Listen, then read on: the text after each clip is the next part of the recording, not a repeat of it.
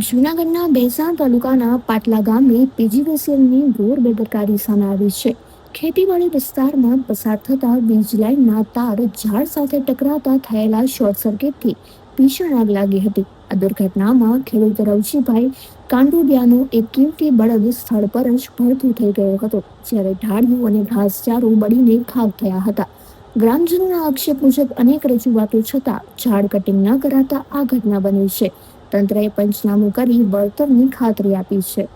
હાલો, આજરોજ ભેસાણ તાલુકાના પાટલા ગામે અતુલભાઈ રવજીભાઈ કંડોલિયાની વાડીએ ઢારિયું અહીંયા હતું અને શોર્ટ સર્કિટ થઈ ગયેલ છે અને ઢારિયું હરકી ગયું, એક બળદ હરકી ગયો અને એવી અમારી ઓલી છે અને કાંઈ એવી અમારી રજૂઆત છે.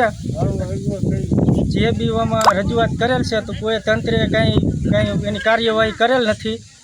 તો સરપંચે પણ અરજી કરેલ છે આ ઝાડવા કટિંગ કરવાની, પણ માથે 11 લાઈન છે એટલે હવે કંઈક અમને આમાં સહાય કરે એમ.